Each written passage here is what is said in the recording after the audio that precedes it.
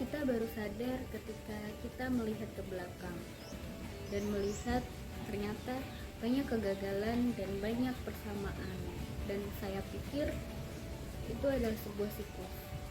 Jadi benar bahwa tidak hanya sekali saja, tapi nanti ketika kita sudah sukses akan kembali lagi sebuah siklusnya, yang mana kita berproses lagi, coba lagi, gagal lagi, ujian lagi, belajar lagi, sehingga dapat satu kesimpulan bahwa itu adalah sebuah transisi. Jadi kadang masa paling sulit adalah masa transisi, karena di masa transisi itu there is a lot opportunity. Jadi ketika kita ingin bergerak, kita harus keluar dari zona nyaman. Kita ingin bertumbuh, kalau kita ingin bertumbuh, maka kita juga harus keluar dari zona nyaman. Harus ada sesuatu yang berubah.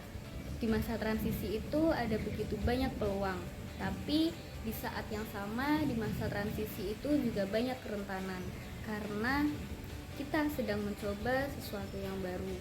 Berarti kita masih belum mengetahui dan masih banyak salah, masih belum mengetahui apapun dan banyak mengalami kegagalan. Kadang kita juga merasa tidak percaya diri karena memulai yang baru. Jadi masa transisi itulah momen yang paling sulit, dan itu tidak terjadi hanya sekali, akan terjadi berkali-kali. Intinya bahwa kita harus tetap fokus, terus belajar dan terus mengerjakan, karena itu adalah sebuah hal yang penting untuk kita rangkul. Sedangkan cara untuk mengubah insecure menjadi penyemangat untuk melakukan action, yaitu ketika kita tidak memiliki apapun, belum menjadi siapa-siapa dan masih berada di bawah, belum memiliki apapun, dan kadang kita berani untuk mengambil resiko, untuk mencoba berbagai hal. Dari situlah kita berani mencoba. Tapi kadang tantangannya adalah ketika kita sudah berhasil mencapai tingkat selanjutnya, mungkin kita menjadi sudah lebih dikenal, sudah berhasil mendapatkan berbagai hal, dan kadang kita menjadi takut untuk mengambil resiko yang lebih tinggi karena akan terbesit pemikiran bagaimana nanti jika gagal.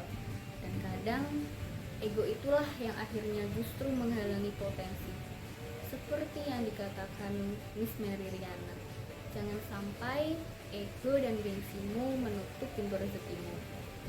Allah pasti memiliki rencana dalam hidup. Ketika nantinya kita bisa berada di titik tertinggi, ingatlah bahwa tidak hanya kekuatan dalam diri, namun pasti Allah memiliki rencana, dan Allah pasti sudah memberi apapun itu pada kita, sehingga kita harus tetap bergerak maju untuk memaksimalkan semua talenta, semua berkat yang Allah kasih kepada kita.